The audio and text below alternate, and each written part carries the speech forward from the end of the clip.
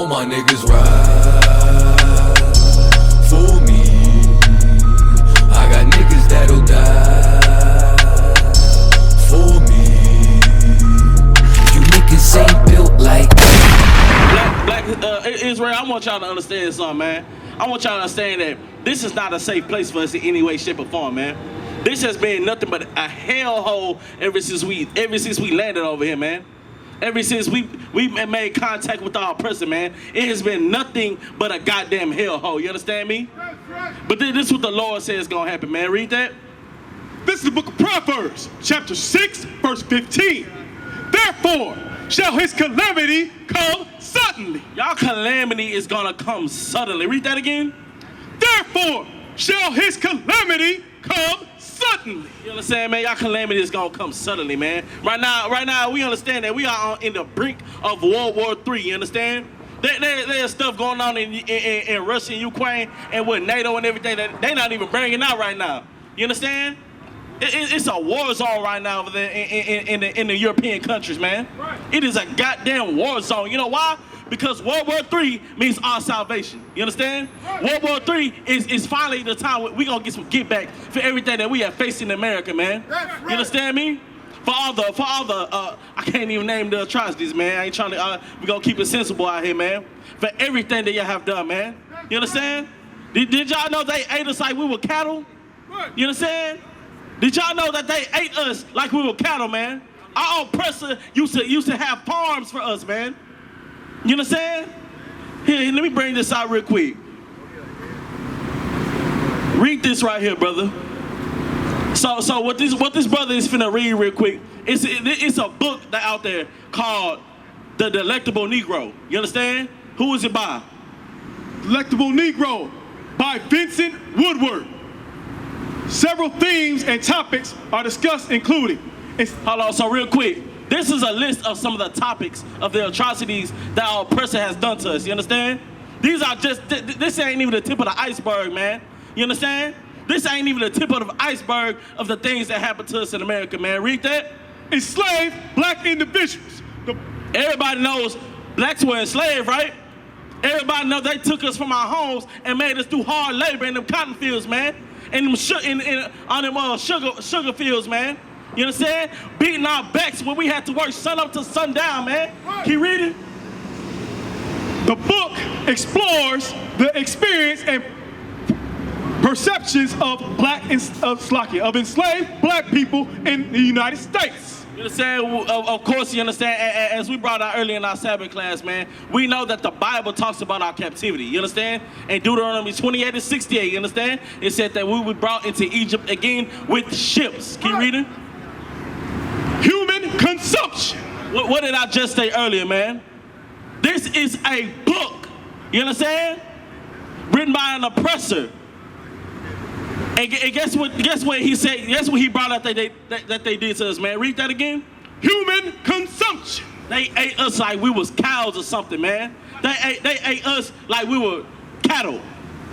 You understand, man? Keep reading. Woodward examines how enslaved individuals were sometimes treated as commodities for labor and consumption. Damn. We were nothing to them. Wow. We were so worthless to these people that they ate us. You understand? And you wonder why we call the oppressor the devil that the Bible speaks of, man. You wonder why we out here angry. You wonder why we out here prophesying America's destruction, man. Jeffrey Dahmer. Come on, man. Goddamn, y'all idolize Jeffrey Dahmer. A goddamn serial killer who ate black people, man. Damn. Good night. Bro. Keep reading, brother. It's a whole list, man. And this ain't even the beginning. Keep reading. Highlighting the dehumanizing aspects of slavery. You understand? It was dehumanizing, you understand? They didn't even consider us humans. And y'all want to call this place y'all home, man? Y'all want to call this place y'all home, man? Keep reading. Homoeroticism. Good night. They had this thing called buck breaking. You understand? Y'all know what that was? They took the biggest, strongest Negro and raped him. I'm a censor it. You understand? They forced acts upon him in front of his family, in front of his friends, man. Read that again. Homoeroticism. Good night, brother. That's crazy. Good night, brother. And y'all call this hellhole home, man. Y'all wanna be so patriotic about this place. Y'all wanna be a part of this place, man. Y'all wanna assimilate y'all mindset to this goddamn hellhole, man. After everything that we've been through. Right. After everything that we've been through, man. After all these atrocities, man. Y'all wanna call America y'all home, man. It's time that we gather ourselves together, man. Come into the Israelite School of Universal and Practical Knowledge and learn how to be a man, man. Learn how to fight. Learn how to stand up, man. Keep reading. Homoeroticism. The book discusses the presence of homoeroticism undertones in the relationship between slave owners and their enslaved individuals. So not only did they do it to the men, they did it to our women as well. They did it to our women as well, man. When they sat up there and tortured our beautiful black woman, man. They sat up there and tortured us. Keep reading. Challenging the traditions, challenging traditional power dynamics. Don't y'all know the first gynecologists were experimenting on black women? What's that? What's the book called? It's called Medical Part-Time. You understand? And it speaks about how black women were experimented on by our oppressor. You understand? Keep reading. That right there, what I just brought out, that's the beginning of gynecology. You understand? Keep reading. Delectability. Woodward analyzed the concepts of delectability and how it was intertwined with desire and exploitation in this context. Good night, man. They not only did they wrote a book about this, but they talked about how delicious we were. You understand? Yeah. They talked about how delectable we were. You understand? How they sat up here and made entrees out of us, man. Right. Not only did they have us in slavery and chains, forced to work their plantations, but they also ate us, man. Keep reading. Power dynamic. The author delves into the power dynamics at the play within the instructions of slavery. The institution of slavery, particularly in the context of sexual exploitation. Good night, man. I mean, I don't know any other way to put this, man. It has been hell for blacks, Hispanics, and Native Americans, man. It has been hell, man. Keep reading, brother. Verse 6, cultural representation. Woodworth explores. Salak, if I could, what the brother bringing out is absolutely heavy. Right. What he's reading is a story about how our oppressors diabolically destroyed us as blacks and Hispanics. Right. He's saying that they ate us. Like literally, like Hannibal Lecter, they ate us. Right. And not only did they eat blacks and Hispanics, they made pocketbooks and shoes out of our skin. Right. They found out what gynecology was by doing surgery on black women. But they didn't give them no anesthesia because they said black skin are stronger than white skin. So they did surgery on black women and didn't give them no anesthesia. Right. What he's telling you right now is the people that we serve are diabolical and they absolutely want to destroy us. Where do you think the projects come from? Where do you think the prison system come from? The school to prison pipeline. Why do you think we so destroyed in these ghettos? Why is it more people in prison today than it was slaves in 1774? There's more people in prison today than there were slaves. Why? Because they are here to destroy you. They are here to destroy us. And we got to learn who our enemy is. How do we fix ourselves, black man? How do you fix yourself, black woman and Hispanic woman? You got to know who your enemy is. You got to know who to serve. You got to serve the Lord to get out of this captivity. That's the only way to do it. The brother bringing out something that's absolutely heavy. Y'all listen to this brother because he's bringing out something that's strong and true.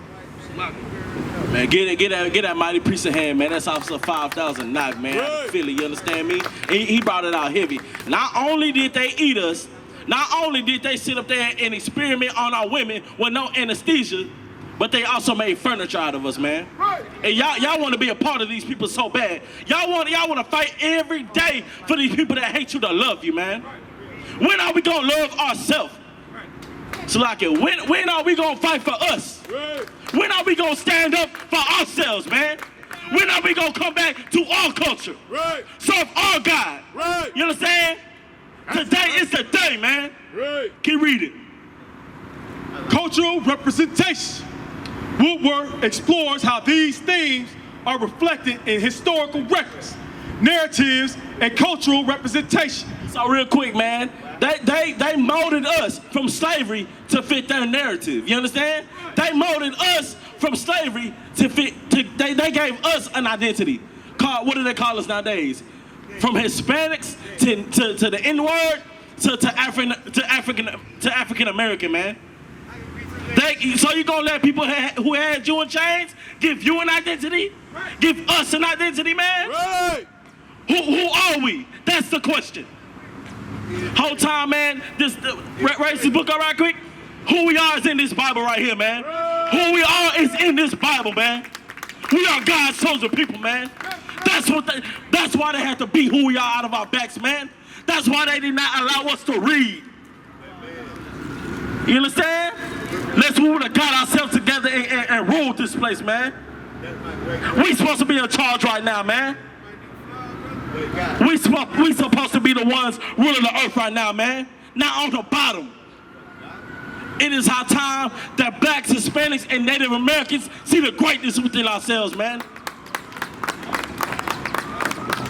Keep reading. Dehumanization. The book emphasizes the dehumanizing consequences of viewing enslaved people as objects and commodities. Nah, what we just read, I used AI. I used something called ChatGPT to search all that stuff up for me, man. You understand? Even the AI know who the goddamn devil is, man. You understand me? Even the AI, man. Drop that and give me, go back to Calamity, man. Go back to that real quick. Read. This is the book of Proverbs, chapter 6, verse 15. Therefore shall his calamity come suddenly. Ooh-wee. After everything I just read, don't we deserve some revenge? Don't we deserve a little get back, man? Don't we deserve to know who the hell we are? Come on, man. Drop that. Give me the book of Deuteronomy, man. The book of Deuteronomy, chapter 32, verse 35, man. You understand? Because our revenge is in the Bible. You understand? Our get back is in these scriptures, man. You understand? Contrary to popular belief, man, this book right here, it says that the power that we serve is a man of war. You understand? And guess whose children you mess with? You mess with his children, who are children of war. You understand? You got that, brother? Read that. This is the book of Deuteronomy, chapter 32, verse 35. To me belongeth vengeance and recompense. Hold on, man. What does recompense mean? You understand? I want y'all to understand, man. Read that real quick. What does the word recompense mean? Read that. This is a Google definition of recompense. Make amends to someone for loss or harm. Do what? Make amends to someone for loss or harm suffered. Compensate. Read that again. Slow it down. I want y'all to taste every word, man. Read that again. The Google definition of recompense: to make amends to someone for loss or harm suffered. You understand, man? Who on the face of the earth has suffered more than blacks, Hispanics, and Native Americans, man? Right. Who on the earth has been through more than blacks, Hispanics, and Native Americans, man? Right. You can't name a people.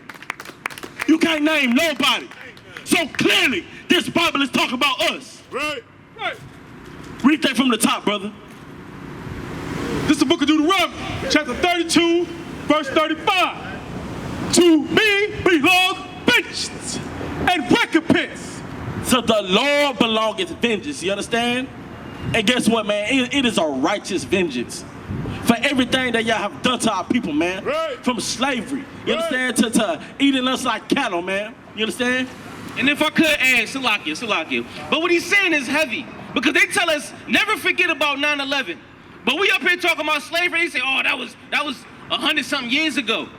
How do you forget about something that's intergenerationally woven into our fabric? Right. Slavery is woven into us whether we like it or not. That's right. It's in our bodies, called intergenerational trauma. Damn. And the thing that we deal with today is because our great-grandfather, 5 generations ago, we were slaves. Right. Your great-great-grandfather was a slave. Right. So how you tell us to forget about slavery when it's in us? It's something that we think about, we breathe every day, even though we don't know it. Right. But they tell us to forget about, they tell us never forget about 9/11. What the brother bringing out is heavy. Black history is the Bible. Right. Moses was a black man. Right. Jesus Christ was a black man. That's right. Everybody in this book was black. So there's no way you're going to tell us this is the white man's book. This is black history. Right. So what the brother telling you, Christ was lynched just like Emmett Till was. Christ was lynched just like the slaves in America. So when you listen to this brother, understand what he's saying is powerful. And this is how we save drug addicts in the street. This is how we save drug dealers in the street. Right. You see these brothers behind us, they would have put a gun in your face years ago. But somebody told them this truth today, and they changed who they were. Right. So you better listen to what this brother's saying, because he's saving the hood. He's saving the hood. Commander General YAHANNA took a hood and turned it into the paradise that you see today on this street corner. Right. So you listen to this brother, man, because what he's bringing out is something so heavy that you don't even understand how heavy it is. Right. It's something that's so strong that it saves niggas like me off the corner. Right. It get them drugs out of our pockets. We give him back his drugs and let him smoke his own drugs. Right. Because we know who we are. Salam. That's right. Goddamn. Once again, man, give him a hand. You understand, man? Because this right here, what we're bringing out today is life-saving. You understand? You know why we out here? Because our lives are worth being saved. Right. Our president don't believe that. That's why he give us football numbers when we go to court, man. Right. You understand? But guess who gave us another chance, man? Guess who died for niggas, for people who did not deserve it? Christ did. Right. Because he seen the greatness in us. Our King Christ seen the greatness in blacks, Hispanics, and Native Americans, man. So it's time to see that within ourselves, man. You understand? You got that, brother? Read that from the top, man. Read that from the top, brother. This is the book of Deuteronomy, chapter 32, verse 35. To me belongeth vengeance and recompense. And recompense, man. Once again, recompense means payback for somebody who was caused harm to. A payment. You understand? And that payment will be paid in blood. You understand? Keep reading.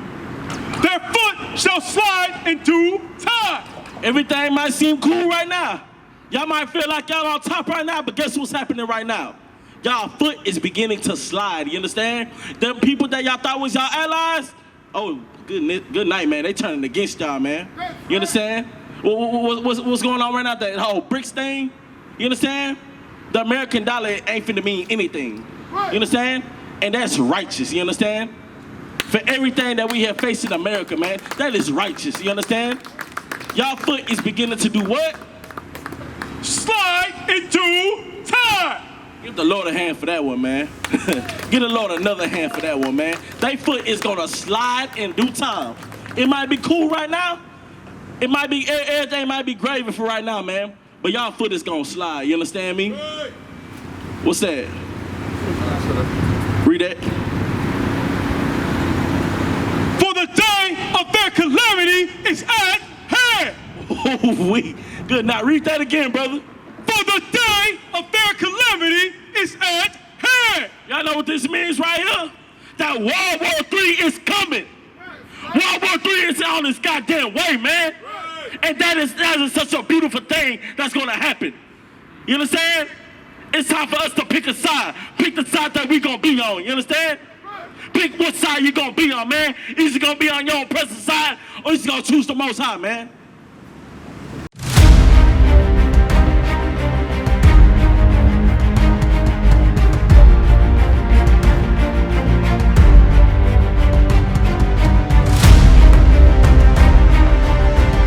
I love black people so much, I can't love another race. I can't love the Africans over there. I can't love the Chinese man over there. I can't love the white man. Why? Because I love black and Hispanics too goddamn much for that. Too much. And that's how the Lord loves us.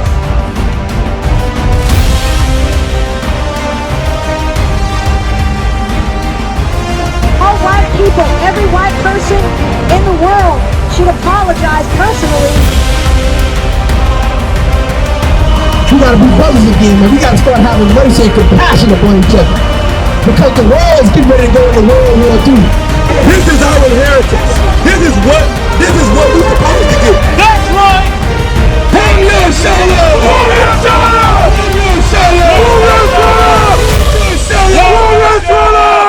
If you got a problem with black people or whatever, you better shut your mouth. Because they're God's people. You better hear what I'm saying to you. You better shut your white mouth.